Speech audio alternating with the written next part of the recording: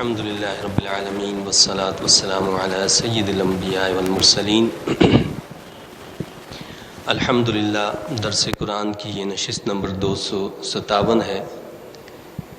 اس سے پہلے سورہ الشعراء کی آیت نمبر 140 تک درس دیا جا چکا ہے۔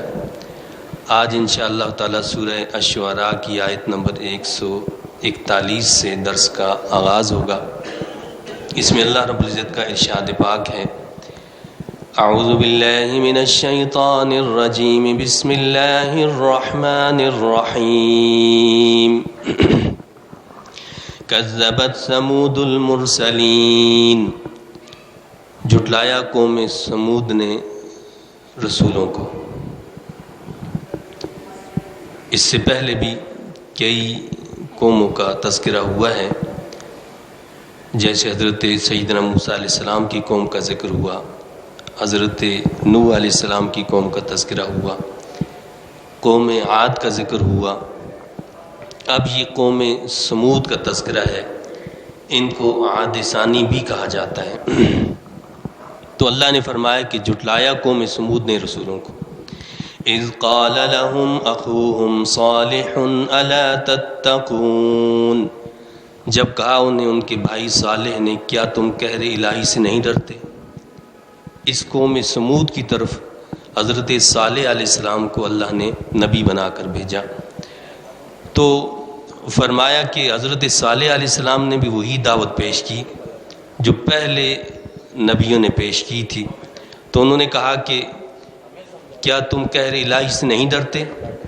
انی لکم رسول امین، میں تمہارے لیے رسول امین ہوں۔ فاتقوا اللہ واطیعون، سو ڈرو اللہ تعالیٰ سے اور میری پیروی کرو۔ وما اسألکم علیہ من اجر، اور میں نہیں طلب کرتا تم سے اس پر کوئی معاوضہ۔ ان اجری الا علی رب العالمین، میرا معاوضہ تو رب العالمین کی ذمہ ہے۔ اتترکون فیما ہاہنا آمنین، کیا تمہیں رہنے دیا جائے گا اس عیش و طرب میں جس میں تم یہاں ہو امن سے؟ یہ حضرت صالح علیہ السلام کی جو دعوت تھی، وہ پہلے نبیوں کی جو دعوت تھی وہی دعوت تھی۔ یہ اگلی چیز جو آپ نے فرمائی کہ کیا تم یہ سمجھتے ہو کہ تم نے ہمیشہ اسی طرح دنیا کے عیش و طرب میں رہنا ہے، یہاں کی عیش و عشرت میں مبتلا رہنا ہے، اور یہاں کی جو آسائشیں ہیں، یہاں کی جو رونقیں ہیں، یہ ہمیشہ بحال رہیں گی؟ یہ کس تم غفلت میں مبتلا ہو چکے ہو؟ کیا تم یہ سمجھتے ہو کہ فی جنات وعیون، ان باغات میں اور چشموں میں، یعنی ہمیشہ ہمیشہ رہو گے؟ یہ جو باغات ہیں، یہ جو چشمے ہیں، یہ جو نہریں ہیں، یہ یہاں کی جو فراوانیاں ہیں۔ وَزُرُوعٍ وَنَخْلٍ طَلْعُهَا حَضِيمٌ، اور شاداب کھیتوں میں اور کھجور کے درختوں میں جن کے شگوفے بڑے نرم و نازک ہیں۔ وَتَنْحِتُونَ مِنَ الْجِبَالِ بُيُوتًا فَارِهِينَ، اور تراشتے رہو گے پہاڑوں میں گھر ماہر سنگ تراش بنتے ہوئے۔ فَاتَّقُوا اللَّهَ وَأَطِيعُونَ، پس ڈرو اللہ تعالیٰ سے اور میرا اتباع کرو۔ تو یہ جو قوم تھی یہ بڑی ماہر تھی تعمیرات میں، یعنی اس میں بڑے بڑے ماہر انجینئر موجود تھے، اور یہ پہاڑوں کو کاٹ کر ان کے اندر گھر بنا لیتے تھے۔ یعنی ایسی کاریگری، ایسی مہارت جو آج بھی موجود نہیں ہے۔ یعنی آج بھی اس طرح لوگ پہاڑوں کو کاٹ کر ان کے اندر محلات نہیں بنا سکتے۔ تو اس قوم کو اللہ نے یہ کمال عطا فرمایا تھا، یہ فن تھا۔ اس فن کتنے ماہر تھے کہ بڑے بڑے پہاڑوں کو کاٹتے اور ان میں بہترین محلات جو ہیں وہ تعمیر کر لیا کرتے تھے۔ تو حضرت صالح علیہ السلام نے فرمایا کہ اللہ سے ڈرو اور میری اتباع کرو۔ وَلَا تُطِيعُوا أَمْرَ الْمُسْرِفِينَ، اور نہ پیروی کرو حد سے بڑھنے والوں کے حکم کی۔ تو آپ نے فرمایا کہ یہ جو حد سے بڑھنے والے لوگ ہیں ان کی پیروی نہ کرو۔ یہ جو تمہارے سیاسی لیڈر ہیں، یہ تمہارے جو وڈیرے ہیں، یہ تمہارے بڑے بڑے رؤساء بنے ہیں، جن کی تم باتوں کو مانتے ہو، جن کے پیچھے چلتے ہو، جو تمہیں دھوکہ دیتے ہیں، وہ اپنے فوائد کے لیے، اپنے منافع کے لیے سب کچھ کرتے ہیں۔ اصل میں یہ لوگ کون ہیں؟ یہ جو سیاسی چال بازیاں چلنے والے ہیں۔ اللہ کیا فرماتا ہے؟ الذین یفسدون فی الارض ولا یصلحون، جو فساد برپا کرتے رہتے ہیں زمین میں اور اصلاح کی کوشش نہیں کرتے۔ ان کا مقصد زمین میں اصلاح کرنا نہیں ہوا کرتا، یہ تو زمین میں فساد برپا کر رکھتے ہیں۔ یہ لوگوں میں اتفاق و اتحاد ہونے ہی نہیں دیتے۔ اگر لوگوں میں اتحاد و اتفاق پیدا ہو جائے تو ان کا نام و نشان نہیں رہے گا، ان کو فالو نہیں کریں گے، تو لہٰذا وہ ان کو بانٹ کر رکھتے ہیں، تقسیم کر کے رکھتے ہیں، کچھ ادھر آگے، کچھ ادھر چلے گئے، کچھ وہاں چلے گئے، تو ان کا کاروبار زندگی چلتا رہتا ہے۔ یہ وہ لوگ ہیں جو زمین کے اندر فساد برپا کرنے والے ہیں۔ قالوا انما انت من المسحرین، جواب ملا اے صالح تم تو ان لوگوں میں سے ہو جن پر جادو کر دیا گیا۔ نعوذ باللہ، اللہ کے نبی حضرت صالح علیہ السلام کو قوم کیا جواب دیتی؟ کہتی ہے کہ یہ تو جادوگر ہے، اس پر تو جادو کر دیا گیا ہے، یہ وہ شخص ہے جس پر جادو کر دیا گیا ہے۔ پہلے تو اس نے ہمیں منع کیا کہ ہم اپنے بتوں کی پوجا نہ کریں، اب یہ کہتا ہے کہ ہمارے سیاسی لیڈر جو ہیں ان کی بھی ہم اتباع اور ان کو بھی فالو نہ کریں، پیروی نہ کریں، تو اس پر تو جادو کر دیا گیا ہے۔ ما انت الا بشر مثلنا، نہیں ہو تم مگر ایک انسان ہماری مانند۔ فأت بآیۃ ان کنت من الصادقین، ورنہ لاؤ کوئی معجزہ اگر تم راست بازوں میں سے ہو۔ تو کیا کہنے لگے کہ جی تم تمہاری طرح بشر ہو۔ یہ ہمیشہ کس نے کہا ہے؟ کافروں نے کہا ہے، نبیوں کو کہا کہ تم ہماری طرح کے ہو۔ یا تو اللہ نے اپنے نبیوں کو فرمایا ہے یا نبی نے خود اپنے آپ کو کہا ہے۔ اس کے بعد اگر یہ بات کسی نے کہی ہے تو وہ کس نے کہی ہے؟ کافروں نے کہا کہ جی تم تو ہماری طرح ہو، ہماری مانند ہو، اگر تم اپنے آپ کو نبی کہتے ہو تو چلو لے آؤ اس پر کوئی معجزہ لے کر آؤ اگر سچے ہو۔ قال هذه ناقة لها شرب ولكم شرب يوم معلوم۔ قرآن کریم میں دیگر مقامات سے یہ بات واضح ہوتی ہے کہ وہ کہنے لگے کہ جی آپ جو ہے معجزہ دکھائیں، یہ سامنے پہاڑ ہے، اس پہاڑ میں سے ایک اونٹنی نکالیں اور وہ بھی حاملہ ہو، جو وہاں سے نکل کر آئے آپ کے سامنے، یہاں ہم سب دیکھیں اور پھر ہمارے سامنے اس کے بچہ پیدا ہو جائے۔ تو کیا ہوا؟ حضرت صالح علیہ السلام نے اللہ سے التجا کی، دعا مانگی، اللہ تعالیٰ نے اس پہاڑ سے اونٹنی کو نکال دیا، وہ حاملہ اونٹنی تھی۔ تو فرمایا کہ یہ ایک اونٹنی ہے، ایک دن اس کے پانی پینے کی باری ہے اور ایک مقرر دن تمہاری باری ہے۔ اب وہ جب اونٹنی آ گئی تو تقاضا تو یہ تھا کہ ایمان لے آئیں حضرت صالح علیہ السلام پر، لیکن یہ قوم جو تھی وہ ماننے والی نہیں تھی۔ تو حضرت صالح علیہ السلام نے فرمایا کہ تمہارا مطلوبہ جو معجزہ تھا، جس کی تم نے پیشکش کی تھی، جس کا تم نے سوال کیا تھا، وہ پیش کر دیا ہے۔ اب اس بات کا خیال رکھنا کہ یہ جو اونٹنی ہے یہ عام اونٹنی نہیں ہے، یہ اللہ کی اونٹنی ہے، لہٰذا ظاہر ہے وہ جب پانی بھی پیتی تھی تو وہ پورا پانی پی جاتی تھی، تو اس لیے وہاں پانی کی چونکہ کمی تھی، ایک ہی جگہ تھی پانی پینے کی، تو آپ نے فرمایا کہ ایک دن تم نے پانی لینا ہے، تم پیو، تمہارے مال مویشی سب ایک دن پانی جمع کر لو اور لے لو، اور ایک دن جو ہے وہ اونٹنی کی باری ہوگی، اس دن کوئی دوسرا پانی استعمال نہیں کرے گا، یعنی نہ تم آؤ گے نہ تمہارے مال مویشی، کوئی بھی نہیں آئے گا۔ بس یہ خیال رکھنا ہے۔ اب باری مقرر کر دی کہ فلاں دن اونٹنی پانی پیے گی اور اس کا اگلا دن جو ہے سارے لوگ اور مال مویشی پانی پئیں گے۔ تو فرمایا کہ ایک مقرر دن کی باری ہے۔ وَلَا تَمَسُّوهَا بِسُوءٍ فَيَأْخُذَكُمْ عَذَابُ يَوْمٍ عَظِيمٍ، اور نہ پہنچانا اسے کوئی اذیت ورنہ آ لے گا تمہیں بڑے دن کا عذاب۔ آپ نے فرمایا کہ اس بات کا خیال رکھنا کہ اس اونٹنی کو کوئی نقصان نہ پہنچائے، اگر کسی نے اس کو کوئی گزند پہنچایا، کوئی تکلیف پہنچائی، کوئی نقصان پہنچایا تو اس پر اللہ کا عذاب آئے گا۔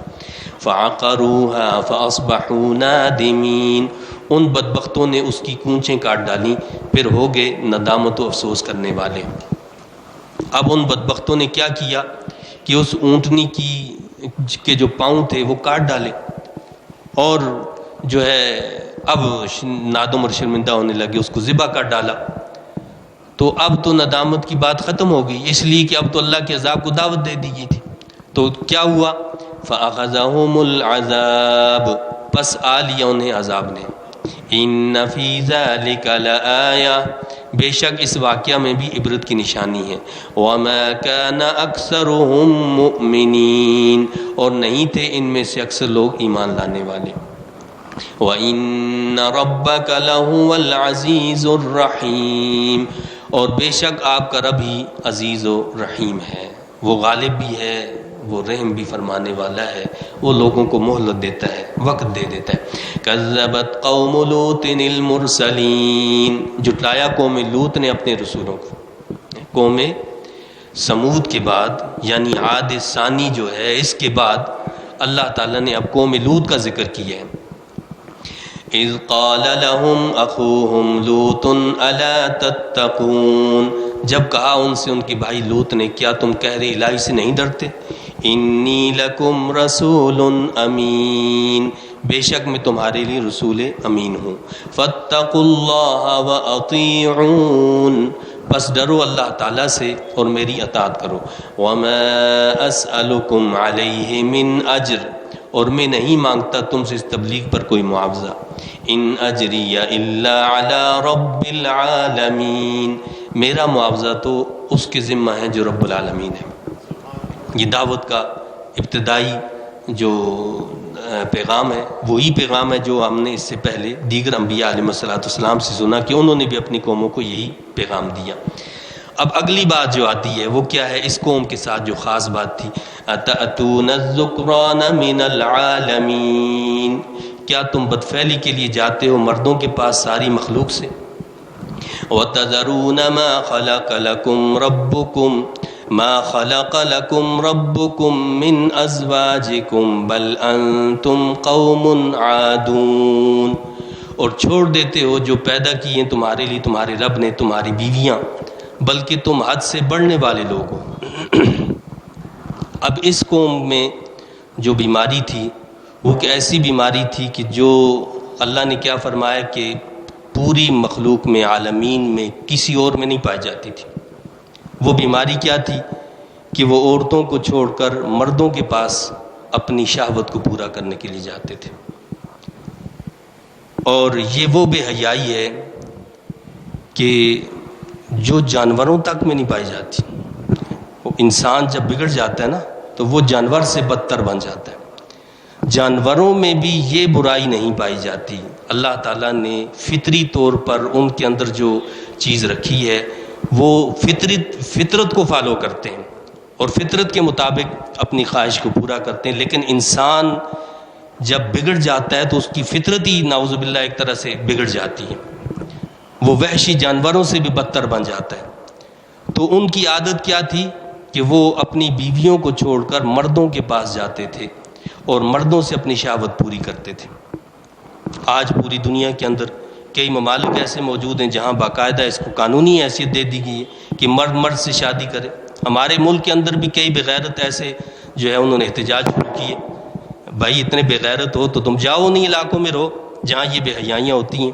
اللہ کے حبیب علیہ السلام نے تو فرمایا، ارشاد پاک کا مفہوم یہ ہے کہ جو شخص اپنی بیوی سے بھی اس کے پاخانے کے مقام سے اگر جمع کرتا ہے تو وہ کیا کرنے والا ہے؟ وہ اللہ کے نبی محمد رسول اللہ صلی اللہ علیہ وسلم کے لائے ہوئے پیغام کو جھٹلانے والا ہے. گویا وہ کفر کرنے والا ہے جو ایسا کرتا ہے. تو اللہ کے نبی صلی اللہ علیہ وسلم نے اس سے منع فرمایا اور روکا ہے. اور قرآن نے بھی بتایا کہ یہ بد خصلت جو تھی یہ اس قوم میں پائی جاتی تھی. تو کیا فرمایا حضرت لوط علیہ السلام نے ان سے کہ تم تو حد سے بڑھنے والے لوگ ہو. اب بجائے اس کے کہ اللہ کے نبی حضرت لوط علیہ السلام کی دعوت کو وہ قبول کرتے، انہوں نے حضرت لوط علیہ السلام کو کیا جواب دیا؟ قالوا لئن لم تنتہ یا لوط لتکونن من المخرجین. وہ غصے سے کہنے لگے، خاموش اے لوط، اگر تم اس سے باز نہ آئے تو تمہیں ضرور ملک بدر کر دیا جائے گا.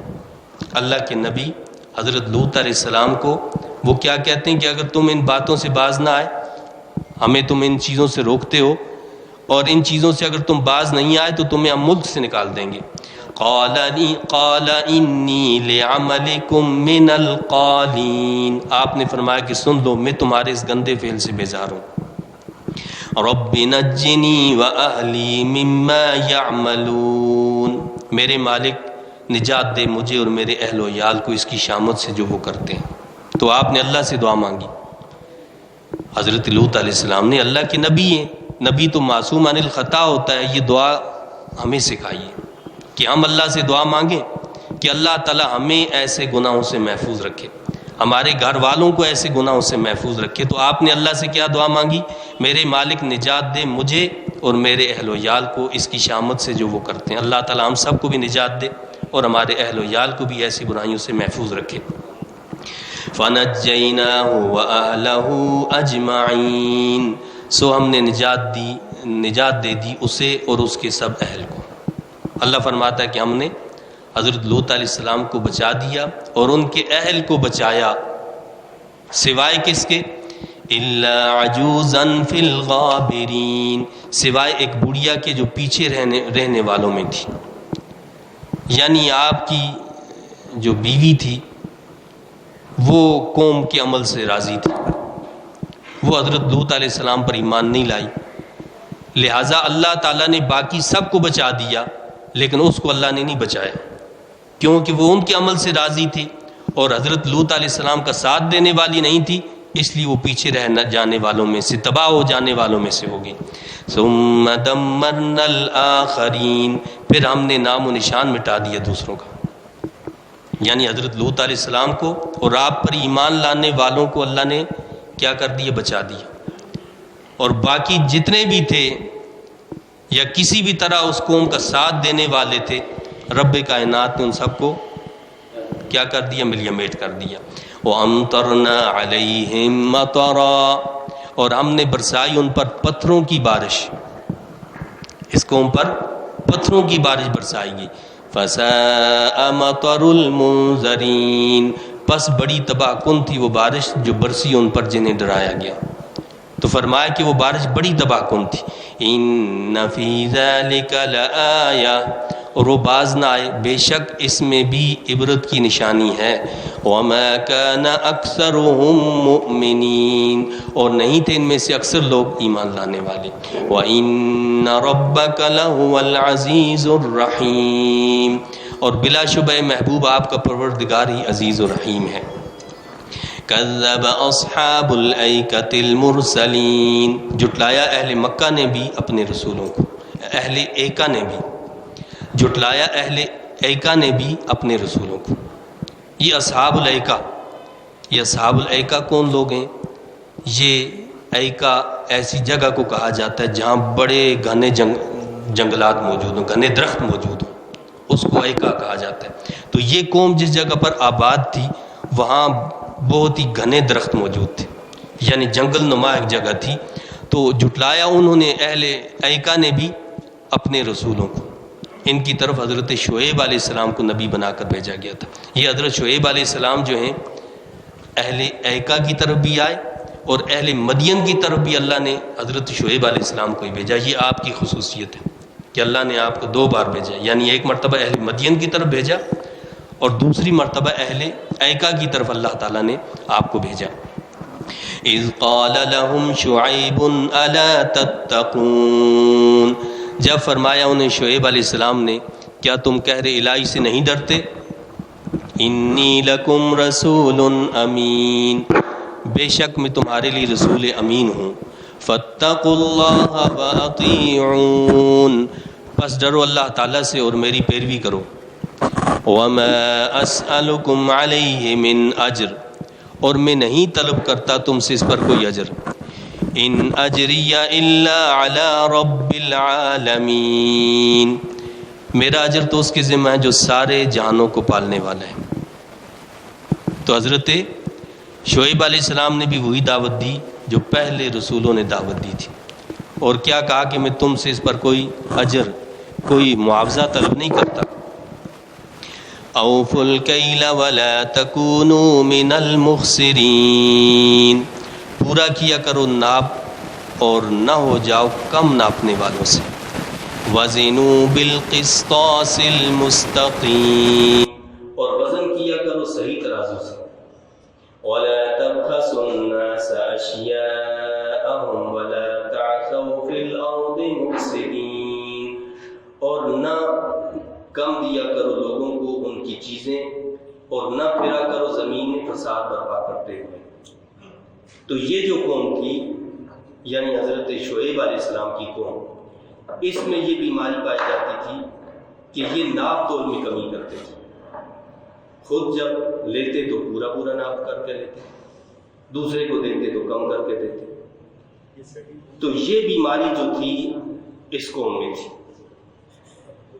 صرف یہی بیماری نہیں تھی، بلکہ تجارتی جتنی بھی بیماریاں وہ ساری کی ساری اس قوم کے اندر پائی جاتی تھی۔ بددیانتی کرنا، جھوٹ بولنا، قسمیں، جھوٹی قسمیں کھا کر مال کو فروخت کرنا، یا اسی طرح مال لیتے ہوئے ایسا ماحول پیدا کر دینا کہ اگلا بندہ اپنی چیز دیتے ہوئے بالکل گرا دیا جائے، یعنی اس کی قیمت کو، اور گرا کر لے لینا، اور جب اپنی چیز وہ فروخت کر رہے دوسرے کو تو اس کو ماحول ایسا کریٹ کیا جاتا ہے کہ اس کی قیمت زیادہ سے زیادہ لگا دی جاتی ہے، اور وہ لینے والا مجبور ہو جاتا ہے کہ اس نے اسی قیمت پر لینا۔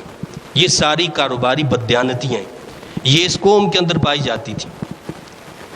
اب ہمیں غور کرنا چاہیے، کیا یہ ساری کی ساری بیماریاں آج ہمارے اندر موجود نہیں ہیں؟ جھوٹی قسمیں کھائیں گے، عیب والا جو مال ہے، وہ مال جس کے اندر کوئی عیب ہے اس کو چھپا کر دے دینا، یہ ان میں پائی جاتی تھی۔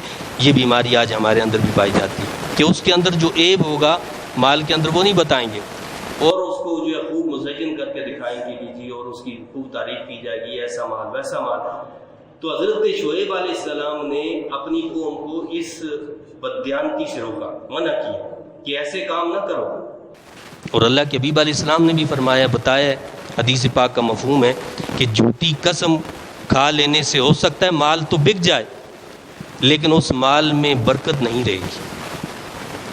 لیکن جب انسان صحیح طریقے سے اور قرآن و سنت کی تعلیمات کے مطابق اپنے مال کو فروخت کرتا ہے، اگرچہ کہ بظاہر پیسہ شاید اس کے پاس کم آ رہا ہو، لیکن اللہ اس میں ایسی برکت عطا فرماتا ہے کہ بڑے بڑے کام جو ہیں اس سے اللہ تعالیٰ حل کر دیتے ہیں، اور اس شخص کو کئی مسائل سے اللہ تعالیٰ محفوظ فرما دیتا ہے، وہ بچ جاتا ہے۔ ورنہ انسان کماتا رہتا ہے اور اسے پتہ ہی نہیں چلتا کہ وہ کن کاموں میں جو صرف بھی ہوتا رہتا ہے۔ طرح طرح کی نئی نئی بیماریاں، الٹے سیدھے معاملات، یہ سارے معاملات کب شروع ہوتے ہیں؟ جب ہمارے معاملات بگڑ جاتے ہیں۔ تو فرمایا کہ زمین میں فساد برپا کرتے نہ پھرو، یعنی یہ ساری چیزیں کیا کرتی ہیں؟ زمین میں فساد برپا کر دیتی۔ اب ظاہر ہے میں آپ کو دھوکہ دے کر کوئی چیز آپ کو فروخت کرتا ہوں تو آپ کے دل میں میرے لیے محبت پیدا نہیں ہوگی، نفرت ہی پیدا ہوگی، اس سے فساد برپا ہوتا ہے۔ اس میں جب میں نے اگر آپ کا حق کھایا ہے تو جب میں آپ کے پاس جاؤں گا آپ بھی میرا حق کھاؤ گے، تو ایک دوسرے کا حق کھانے پر پھر کیا ہوتے ہیں؟ وہ لگ جاتے ہیں، مصروف ہو جاتے ہیں۔ وَاتَّقُوا الَّذِي خَلَقَكُمْ وَالْجِبِلَّةَ الْأَوَّلِينَ، اور ڈرو اس سے جس نے پیدا فرمایا تمہیں اور تم سے پہلی مخلوق۔ قَالُوا إِنَّمَا أَنْتَ مِنَ الْمُسَحَّرِينَ۔ اب آپ یہ دیکھیں بات، اب پیچھے بھی ہم نے یہ باتیں سنی ہیں، جس طرح نبیوں نے دعوت دی وہ سب ایک جیسی دعوت تھی، صرف قوم کے اندر کوئی خاص بیماری تھی تو اس کو پھر نمایاں کیا گیا۔ اسی طرح قوم نے جو جواب دیا وہ جواب بھی ملتا جلتا ہے۔ حضرت شعیب علیہ السلام کو بھی ان کی قوم نے کیا جواب دیا؟ کہا کہ جی قالوا انما انت من المسحرین، انہوں نے کہا تم تو ان لوگوں میں سے ہو جن پر جادو کر دیا گیا، یہ ایسی باتیں کرتے ہو کہ جی یہ چھوڑ دو وہ چھوڑ دو، کہ ہم اپنا کاروبار ٹھپ کر دیں؟ یہ عجیب باتیں کرتے ہیں۔ تو کہنے لگے کہ جی تم پر جادو کر دیا گیا ہے۔ وَمَا أَنْتَ إِلَّا بَشَرٌ مِثْلُنَا وَإِنْ نَظُنُّكَ لَمِنَ الْكَاذِبِينَ، اور نہیں ہو تم مگر ایک بشر ہماری مانے، اور ہم تو تمہارے متعلق یہ خیال کر رہے ہیں کہ تم جھوٹوں میں سے ہو۔ اللہ کے نبی حضرت شعیب علیہ السلام کو قوم کیا کہتی ہے؟ پہلی بات تو وہی کہ تم ہماری طرح کے بشر ہو، ہمارے جیسے انسان ہو، ہم تمہاری بات کیوں مانیں؟ دوسری بات کیا؟ ہم تو تمہیں جھوٹا شمار کرتے ہیں، نعوذ باللہ۔ نبی کو کہتے ہیں کہ تم جھوٹے ہو۔ فَأَسْقِطْ عَلَيْنَا كِسَفًا مِّنَ السَّمَاءِ إِن كُنتَ مِنَ الصَّادِقِينَ، ہم تمہاری بات نہیں مانتے، لو اب گرا دو ہم پر آسمان کا کوئی ٹکڑا اگر تم راز بازوں میں سے ہو، اگر تم اتنے ہی سچے ہو تو ٹھیک ہے، یہ جو ہمیں کہتے ہو کہ جی یہ عذاب آ جائے گا وہ عذاب آ جائے گا، آسمان کا کوئی ٹکڑا گرا دو ہم پر، بجائے اس کے کہ اللہ کی پناہ طلب کریں گے یا اللہ ہمیں اپنے عذاب سے بچانا، کیا کہتے ہیں کہ جی ٹھیک ہے وہ عذاب لے آؤ، آسمان کا کوئی ٹکڑا ہم پر گرا دو۔ قال ربی اعلم بما تعملون، آپ نے فرمایا کہ میرا رب خوب جانتا ہے جو تم کر رہے ہو۔ فَكَذَّبُوهُ فَأَخَذَهُمْ عَذَابُ يَوْمِ الظُّلَّةِ، سو انہوں نے جھٹلایا شعیب کو تو پکڑ لیا انہیں چھتری والے دن کے عذاب نے۔ یہ پوری تاریخ انبیاء علیہ السلام کی بتاتی ہے کہ ہر قوم نے اپنے نبیوں کو جھٹلا دیا، اور جھٹلانے کے بعد کیا ہوا، اللہ نے ان پر عذاب نازل کیا۔ اور ہمیشہ اللہ کے نبیوں پر یہ بہتان لگائے گئے کہ جی ان پر جادو کر دیا گیا، یہ جادوگر ہیں، یہ شاعر ہیں، یہ مجنوں ہیں، یہ نعوذ باللہ ایسی باتیں کہیں گے۔ آج بھی ایسا ہوتا ہے، آپ دین کی بات کر کے دیکھ لیں، آپ گھر میں کہتے ہیں کہ بھائی نہیں یہ معاملہ ایسے نہیں، ایسا ہوگا، کہتے ہیں جی پاگل ہے، یہ مجنوں ہے، اس کو پتہ ہی نہیں دنیا کا ماحول کیا ہے، دنیا کہاں جا رہی ہے اور یہ کہاں جا رہی ہے، پاگلوں والی باتیں کرتے ہیں۔ تو بات وہی ہے، قوم کا رویہ بھی وہی ہے، اور نبیوں کی دعوت اپنی جگہ اٹل ہے، وہ ویسی ہے۔ اب آپ اسے کچھ بھی کہہ لو، آپ اگر ملک میں یہ کہہ دیں کہ جی ایسا نہیں ایسا ہونا چاہیے، تو کہتے ہیں یہ سارے مولویوں والی کام ہے، یہ تو ہمیں جنگل کے دور میں لے جائیں گے۔ اللہ کے نبیوں کی دعوت بھی یہی تھی۔ تو جنہوں نے کہا کہ یہ جنگل کے دور والے لوگ ہیں، اللہ نے ان کو ہلاک ہی کی ہے، وہ ذلیل و رسوا ہی ہوئے ہیں، ان کو اللہ نے جو ہے وہ کوئی عروج نہیں دیا، پھر ان کا انجام جو ہے وہ ہلاکت پر ہی ہوا ہے۔ عروج اللہ نے اگر دیا ہے تو ان لوگوں کو دیا ہے کہ جو اس کی اتباع کرنے والے، اس کی فرمانبرداری کرنے والے تھے۔ تو کیا فرمایا اللہ نے کہ ہم نے انہوں نے جب جھٹلایا حضرت شعیب علیہ السلام کو، تو چھتری والے دن کے عذاب نے ان کو آ پکڑا۔ اب یہ عذاب چھتری والا کیسا تھا؟ یوم الظلہ، کہتے ہیں کہ شدید گرمی ہوئی۔ اب اس شدید گرمی میں وہ نہ گھر کے اندر رہ سکتے تھے نہ باہر نکل سکتے تھے، ایسی صورتحال پیدا ہو گئی تھی، اتنی شدید گرمی۔ اب عذاب جب آیا تو وہ بادل کی شکل میں آیا، بادل آگے، اور سارے کے سارے بھاگے اس بادل کے سائے میں گئے کہ جی اس میں بڑی راحت آرام ملے گا۔ جب وہاں پہنچے وہاں تھوڑی آرام ملا اس بادل کے اندر۔ جب سارے کے سارے جمع ہو گئے، سب نے جمع کیا، ایک کو آواز دی، دوسرے کو، سب آ جاؤ بھائی، بڑے خوش ہوئے، ہلچل مچ گئی، اور آوازیں کسنے لگے ایک دوسرے کو، جی بس آج تو بڑا آرام آ گیا۔ اسی بادل کے اندر اللہ نے پھر آگ پیدا کی اور ان کو غسم کر کے رکھ دی، ان کو تباہ اور ہلاک کر کے رکھ دی۔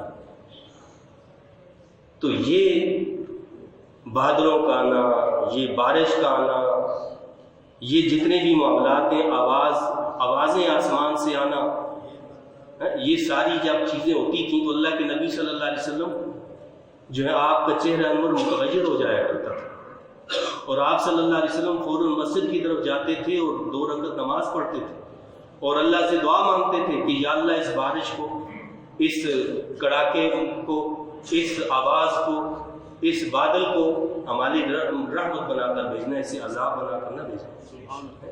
آج ہمارا طرز عمل وہی پہلی قوموں والا ہوتا ہے، جیسے وہ کرتے تھے، ہم بھی اس طرح مذاق بھی کرتے ہیں، ان چیزوں کا بھی مذاق بنا لیتے ہیں، اس بارش کا بھی مذاق بنا لیتے ہیں، طوفان آتے ہیں طوفانوں کے مذاق بنا لیے جاتے ہیں، اللہ ہمیں بچا دیتا ہے، ہم مذاق بناتے ہیں کہ جی یہ دیکھو یہ ہو گیا وہ۔ یہ سارے مذاق والی باتیں نہیں ہیں، یہ آج تو ہم مذاق سمجھتے ہیں، لیکن جب قیامت کے دن اللہ کے حضور جائیں گے پھر پتہ چلے گا کہ یہ کیا باتیں تھیں، اللہ کے یہاں ان باتوں کا کیا مقام ہے۔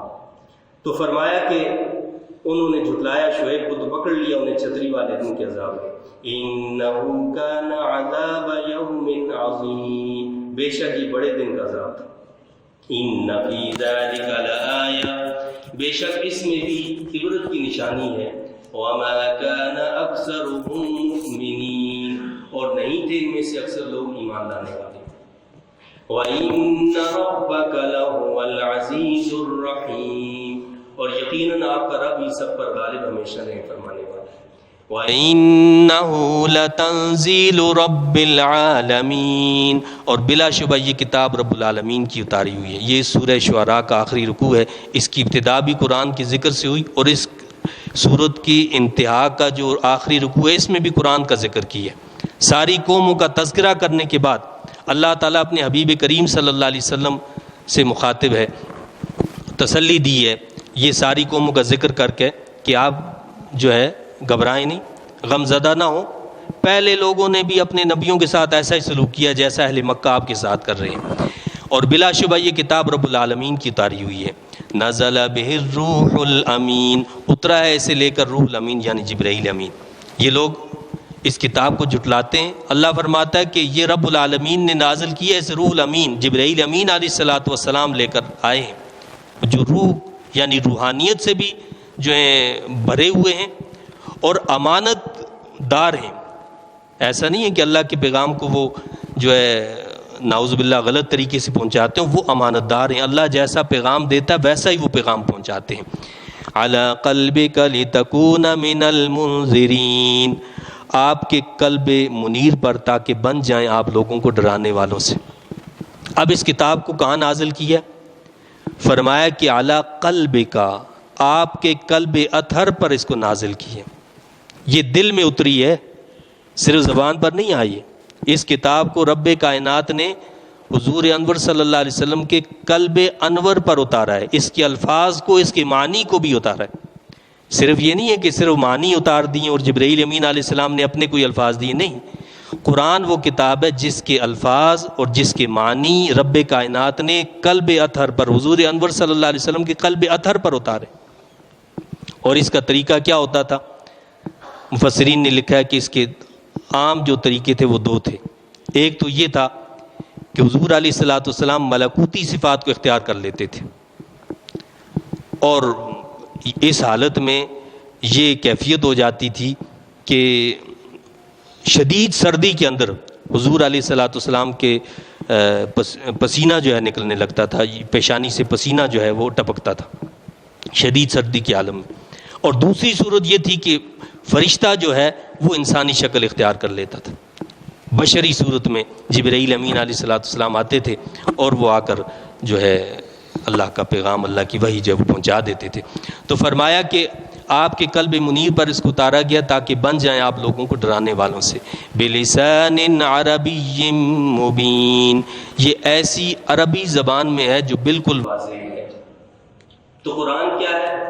قرآن عربی زبان کے اندر ہے، عربی الفاظ ہیں اس کے کلمات، یہ قرآن ہے، اس کے علاوہ قرآن نہیں ہے کوئی بھی۔ آپ نے جو ترجمہ کر دیا وہ ترجمہ قرآن نہیں ہے، وہ ترجمہ قرآن تو کہلا سکتا ہے لیکن اس کو قرآن نہیں کہہ سکتے۔ قرآن کیا ہے؟ صرف یہ عربی میں جو اللہ نے اتارا ہے اپنے حبیب کریم صلی اللہ علیہ وسلم پر، یہ ہے قرآن۔ اس کے علاوہ کوئی بھی زبان ہو، انگریزی ہو، اردو ہو، ہندی، کوئی بھی زبان ہے، اس کے اندر کوئی ترجمہ کیا گیا، اسے ترجمہ قرآن کہہ سکتے ہیں لیکن اسے قرآن نہیں کہا جا سکتا۔ اسی طرح قرآن میں اللہ نے فرمایا کہ فَقْرَؤُوا مَا تَيَسَّرَ مِنَ الْقُرْآنِ، یعنی نماز میں قرآن جتنا تمہیں سہولت سے ہو سکے پڑھو۔ تو قرآن پڑھنا ہے، کوئی ترجمہ نہیں پڑھ سکتے کہ جی یہ اپنی زبان میں پڑھ لیں، یہ اپنی زبان میں قابل قبول نہیں ہے۔ وہاں قبول کیا ہے؟ وہاں قرآن قبول ہے، کوئی ترجمہ قابل قبول نہیں ہے کہ جی ہم تو سمجھتے نہیں عربی زبان تو لہٰذا ہم اپنی زبان میں پڑھ لیں، تو ایسا نہیں۔ یہ اسی زبان میں پڑھا جائے گا جس میں رب کائنات نے اپنے حبیب کریم صلی اللہ علیہ وسلم پر نازل کیا ہے۔ جن کلمات کو حضور انور صلی اللہ علیہ وسلم نے ادا کیا، ان کلمات کو جب ادا کیا جائے گا تو قبول ہوگا، ورنہ قبول نہیں۔ میرے محبوب کے الفاظ کو استعمال کرو گے تو برکت تب پیدا ہوگی۔ میرے محبوب صلی اللہ علیہ وسلم کی زبان اقدس سے جو الفاظ نکلیں، جب ان کو پڑھو گے تو نماز ہوگی، تو اذان ہوگی، ورنہ کوئی اذان یا کوئی نماز ادا نہیں ہو سکتی۔ تو لہٰذا وہ قرآن جس کے لیے یہ کہتے ہیں ہم کہ بغیر طہارت کے یعنی بغیر وضو کے ہم ہاتھ نہیں لگا سکتے، وہ یہی عربی قرآن ہے۔ اگر صرف ترجمہ ہے تو ترجمہ والے کو جو ہاتھ لگایا جا سکتا ہے اور اسے بغیر وضو کے پڑھا بھی جا سکتا ہے، کیونکہ اس پر قرآن کا اطلاق نہیں ہوتا، اس پر جو بھی ہوگا وہ ترجمہ یا تفسیر یا جو بھی الفاظ ہیں وہ ادا کیے جائیں گے۔ تو فرمایا کہ یہ ایسی عربی زبان میں جو بالکل واضح ہے، یعنی یہ زبان بھی ایسی ہے جو بڑی واضح ہے۔ آج تک بنیادی جو عربی زبان کی جو بنیادیں اصول ہیں وہ آج تک چینج نہیں ہوئے، وہ تبدیل نہیں ہوئے، ویسے کے ویسے۔ یہ قرآن کی برکت ہے، قرآن کی وجہ سے یہ زبان محفوظ رہی ہے، ورنہ دنیا بھر کی زبانیں آپ دیکھیں کچھ عرصے میں ان کے اندر بڑی بڑی تبدیلیاں پیدا ہو جاتی ہیں۔ وَإِنَّهُ لَفِي زُبُرِ الْأَوَّلِينَ، اور اس کا ذکر خیر پہلے لوگوں کی اس کا ذکر خیر اس سے کیا مراد ہے؟ یعنی قرآن کا تذکرہ پہلی کتابوں کے اندر بھی موجود ہے، اور اس کا ایک مطلب یہ بھی لیا گیا ہے کہ یہاں مراد ہے حضور انور صلی اللہ علیہ وسلم کی ذات گرامی، تو آپ کا تذکرہ پہلی کتابوں کے اندر بھی موجود ہے۔ پہلے نبیوں نے اپنی قوموں کو بتایا ہے کہ اس طرح آخری نبی محمد مصطفیٰ صلی اللہ علیہ وسلم تشریف لائیں گے، ان کی یہ نشانیاں، یہ علامتیں ہیں۔ اولم یکن لہم آیۃ ان یعلمہ علماء بنی اسرائیل، کیا نہیں تھی مشرکین مکہ کے لیے آپ کی سچائی کی دلیل کہ جانتے ہیں آپ کو بنی اسرائیل کے علماء؟ حضور علیہ السلام کے بارے میں وہ خود نشانیاں بتاتے تھے، اور اہل مکہ یہودیوں سے پوچھتے تھے، کیونکہ یہودیوں کی اہل علم تصور کرتے تھے، اہل کتاب ان کو کہتے تھے، ان سے پوچھتے تھے، وہ کہتے تھے کہ ہاں اس طرح اسی زمانے میں ان علامات کو رکھنے والے کے نبی، آخری نبی جو ہوں وہ تشریف لائیں گے۔ وَلَوْ نَزَّلْنَاهُ عَلَى بَعْضِ الْأَعْجَمِينَ، اور اگر ہم اتارتے قرآن کو کسی غیر عربی پر، حضور انور صلی اللہ علیہ وسلم پر اتارا ہے، تو یہ طرح طرح کے بہانے اعتراضات کر رہے ہیں، خود بنا لیے، یہ کر لیے۔ فرمایا کہ اگر ہم کسی اجمی پر اتار دیتے تو کیا ہوتا؟ فَقَرَأَهُ عَلَيْهِمْ مَا كَانُوا بِهِ مُؤْمِنِينَ، پھر وہ ان کو پڑھ کر سناتا، تب بھی وہ ایمان لانے والے نہیں تھے۔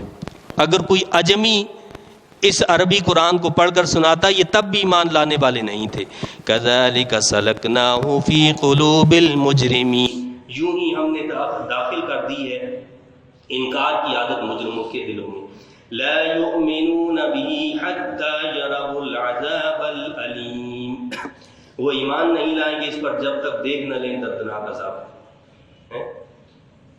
یہ وہ لوگ ہیں جو عذاب کو دیکھنے کے بعد ہی ان کو سمجھ آئے گی، اس کے بغیر سمجھنے والے لوگ نہیں ہیں۔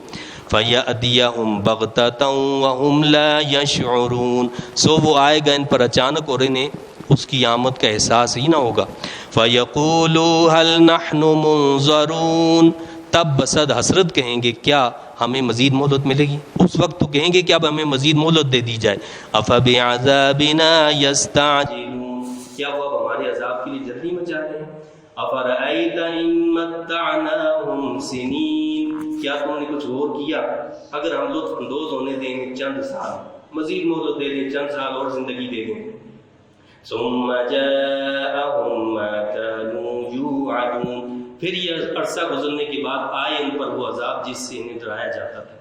ما اغنى عنهم ما كانوا يمتعون، تو کیا نفع دیں گے انہیں اس وقت وہ ساز و سامان جن سے وہ لطف اندوز ہوتے رہتے تھے؟ تو یہ دنیا کا ساز و سامان، یہاں کی عیاشیاں، کیا ان کو فرمایا کہ نفع دے گی کچھ؟ وَمَا أَهْلَكْنَا مِنْ قَرْيَةٍ إِلَّا لَهَا مُنذِرُونَ، اور نہیں ہلاک کیا ہم نے کسی بستی کو مگر اس کے لیے ڈرانے والے بھیجے گئے تھے۔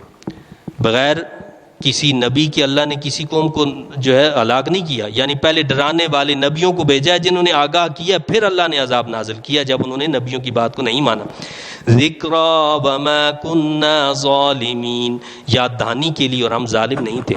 ہم نے نبیوں کو بھیجا یاد دہانی کروائی ہے کہ تم نے مرنا ہے، مر کر اللہ کے پاس جانا ہے، نیک عمل کرو گے تو جنت ہے، برے عمل کرو گے، نہیں مانو گے اللہ کی باتوں کو تو جہنم ہے تمہارے لیے۔ وَمَا تَنَزَّلَتْ بِهِ الشَّيَاطِينُ، اور نہیں اترے اس قرآن کو لے کر شیاطین۔ ایک اور اعتراض تھا، کہتے تھے کہ جی وہاں تو تھے لوگ جادوگر اور جوگی قسم کے لوگ جو غیب کی خبریں بتاتے تھے، تو وہ کہتے تھے کہ ان کے پاس شیاطین آتے ہیں۔ اللہ کے نبی صلی اللہ علیہ وسلم کے بارے میں بھی کہنے لگے کہ ان کے پاس نعوذ باللہ شیاطین آتے ہیں، وہ کچھ پڑھ کے سنا دیتے ہیں یا ہمیں سنا دیتے ہیں۔ اللہ نے فرمایا کہ نہیں اترے اس قرآن کو لے کر شیاطین۔ وَمَا يَنبَغِي لَهُمْ وَمَا يَسْتَطِيعُونَ، اور نہ یہ ان کے لیے مناسب ہے اور نہ ہی وہ اس کی طاقت رکھتے ہیں۔ شیاطین کیا خیر اور بھلائی کی بات بتائیں گے؟ فرمایا کہ اس قرآن کو دیکھو، اس کے اندر تو مستقبل کی بھی باتیں ہیں اور اس کے اندر تو بھلائی اور خیر کی طرف بلایا گیا ہے۔ تم کیا سمجھتے ہو کہ شیاطین ایسی دعوت دے سکتے ہیں؟ ان میں تو یہ طاقت ہی نہیں کہ ایسی دعوت دے سکیں۔ انہم عن السمع لمعزولون، انہیں یعنی شیطانوں کو تو اس کے سننے سے بھی محروم کر دیا گیا۔ اللہ نے کیا فرمایا کہ یہ قرآن وہ ہے جب یہ نازل ہوتا ہے تو شیاطین تو اس کو سن بھی نہیں سکتے۔ پہلے شیاطین آسمانوں تک جاتے تھے، اور جب حضور علیہ الصلوۃ والسلام اس دنیا میں تشریف لائے تو کیا ہوا؟ شیاطین کا جانا بھی بند کر دیا گیا۔ اب اوپر جانے کی کوشش کرتے ہیں تو شہاب ثاقب ان پر برستے ہیں۔ اب تو ان کی تواضع کیا ہوتا ہے؟ شہاب ثاقب کے ذریعے سے کی جاتی ہے، ان کو مار دیا جاتا ہے اور ان کو بھگا دیا جاتا ہے، وہ اس کلام کو سن ہی نہیں سکتے. فَلَا تَدْعُ مَعَ اللَّهِ إِلَٰهًا آخَرَ فَتَكُونَ مِنَ الْمُعَذَّبِينَ. بس نہ پکارا کر اللہ تعالیٰ کے ساتھ کسی اور خدا کو، ورنہ تو ہو جائے گا ان لوگوں میں سے جنہیں عذاب دیا گیا. وَأَنذِرْ عَشِيرَتَكَ الْأَقْرَبِينَ. اور آپ ڈرایا کریں اپنے قریبی رشتہ داروں کو. وَاخْفِضْ جَنَاحَكَ لِمَنِ اتَّبَعَكَ مِنَ الْمُؤْمِنِينَ. اور آپ نیچے کیا کیجیے اپنے پروں کو ان لوگوں کے لیے جو آپ کی پیروی کرتے ہیں اہل ایمان سے، یعنی جو آپ پر ایمان لے آئے ہیں ان کے لیے نرمی کا جو ہے وہ معاملہ کریں. اور اللہ کے نبی صلی اللہ علیہ وسلم نے بالکل ایسا ہی کیا.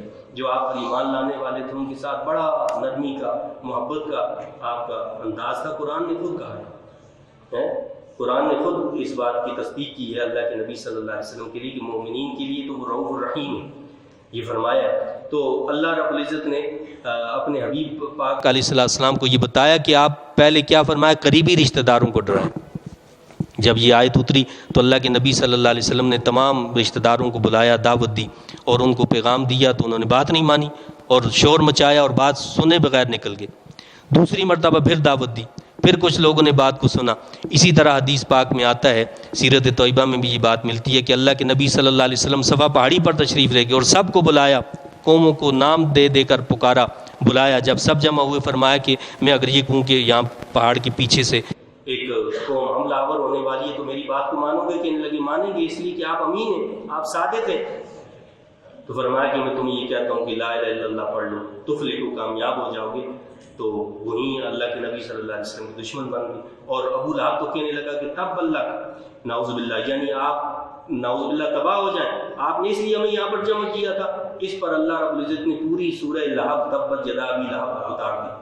اللہ کے نبی صلی اللہ علیہ وسلم نے تو جواب نہیں دیا، لیکن اللہ نے اس کی مذمت میں، ابو لہب کی مذمت میں پوری سورہ لہب جو ہے وہ نازل فرمائی جس میں اس کی مذمت کی گئی. اللہ تعالیٰ سے دعا التجا ہے کہ اللہ تعالیٰ کی تعلیمات کی سمجھ عطا فرمائے اور قرآن و سنت کی تعلیمات کو سمجھ کر عمل کی توفیق عطا فرمائے. آمین. وآخر دعوانا الحمد للہ رب العالمین.